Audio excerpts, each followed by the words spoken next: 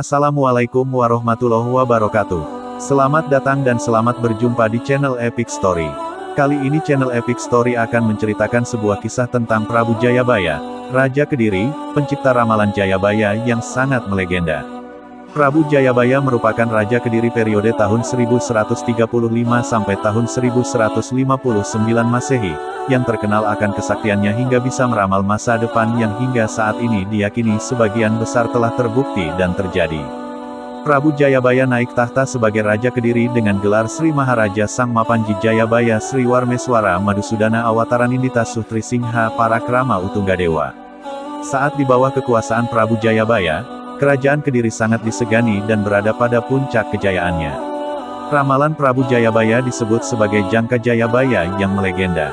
Beberapa ramalannya saat itu tentang masa depan, hingga kini diyakini terbukti. Sejumlah bukti kebenaran ramalan Prabu Jayabaya banyak diingat masyarakat. Di antaranya ramalan bahwa Pulau Jawa nantinya akan berkalung besi. Jika ditafsirkan sekarang kemungkinan adalah kehadiran kereta api dengan relnya dari besi yang mengelilingi Pulau Jawa. Ramalan Prabu Jayabaya yang terkenal lainnya adalah kedatangan pria berkulit putih yang akan menduduki Jawa dalam waktu yang sangat lama. Ramalan itu kemudian dikaitkan dengan penjajahan Indonesia oleh Belanda yang menjejakkan kaki di bumi Nusantara pada 1595, lebih dari 400 tahun setelah pemerintahan Prabu Jayabaya. Dua tanda-tanda ini sudah terjadi di Indonesia. Ramalan itu diikuti oleh firasatnya tentang orang-orang berkulit kuning dari utara, yang kedatangannya akan menandai berakhirnya kekuasaan orang kulit putih Indonesia, dan kemudian akan menduduki Jawa sendiri seumur hidup. Prediksi ini sesuai dengan kedatangan Jepang yang menginvasi Indonesia pada Perang Dunia Kedua. Dalam ramalan Jayabaya disebutkan apabila Pulau Jawa tinggal selebar daun kelor, maka akan ada jago kate berbulu kuning yang akan menguasai Pulau Jawa. Lamanya hanya seumur jagung. Jago kate berbulu kuning yang dimaksud kemungkinan besar adalah tentara Jepang yang berperawakan kecil dan kulit kuning. Dalam catatan sejarah disebutkan kedatangan Jepang mengakhiri masa penjajahan Belanda di Indonesia. Penjajah Jepang juga hanya berkuasa selama 3,5 tahun, tidak seperti bangsa Belanda.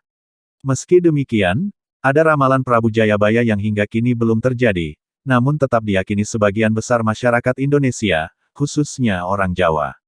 Dalam ramalan itu, Prabu Jayabaya percaya bahwa akan ada masa di mana Indonesia dipimpin oleh seorang Ratu Adil yang akan membawa tanah air menuju kemakmuran.